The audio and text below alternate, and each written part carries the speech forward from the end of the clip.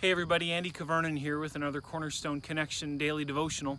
I had to get outside today for this because we're not going to have too many more of these days this year, and so what a great thing to be outside in the fall.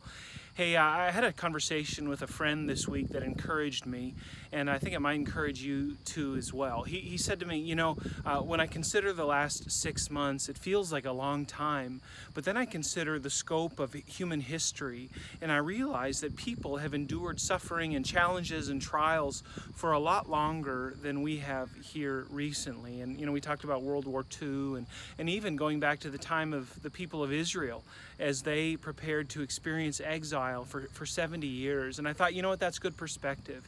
Yes, things have felt heavy at times in the last 6 months, and they even maybe feel heavy right now. But when we consider what God has done to preserve His people and to advance His purpose throughout history over long stretches of time, and some of them quite difficult, I'm encouraged to know that God is still in control. I mentioned to you I've been reading in the prophets recently, and at times the prophets get to this really laborious, heavy place of over and over communicating God's judgment on a people that have rejected their covenant with Him, His covenant with them, actually. But then in the midst of the message of judgment, there's these golden nuggets of beauty and of truth that just pop off the page. And I was reading in Jeremiah this morning, and one of those moments happened. I want you to hear what God says to the people of Judah through Jeremiah in chapter 27, verse 5. And here we have the people preparing for this 70 years of exile and preparing to come under the leadership, if you will, of a man named Nebuchadnezzar. And Nebuchadnezzar is not a good guy. He's not a God-fearing man at this stage in his life. But God says through Jeremiah, look, I want you to be prepared, and I want you to think about this. Check this out. He says, "It is I who by my great power and my outstretched arm have made the earth, with the men and animals that are on the earth, and I give it to whomever it seems right to me." What God is saying here is, look, people, you need not fear who's in charge.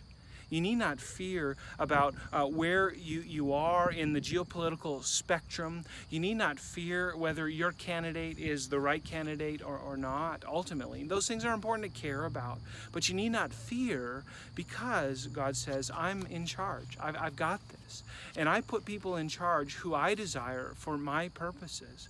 And as we consider the scope of God's activity on this world, we can be confident that the God who has seen us through difficult times in the past is the God who is seeing us through difficult times in the present, and the God who will lead us into glorious and beautiful times in the future. In fact, that great eschatological, that future reality where we will be under the Lord's authority Himself forever.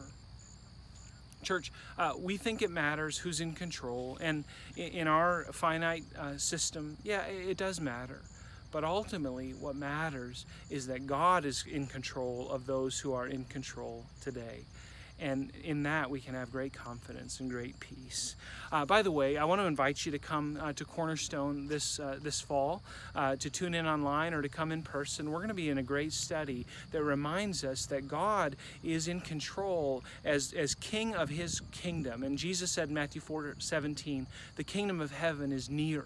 And because the kingdom of heaven is near, that has implications not only for our future, but also for our present. So come worship with us. And church, may we have confidence that God is in control today and that we can trust Him. God bless you.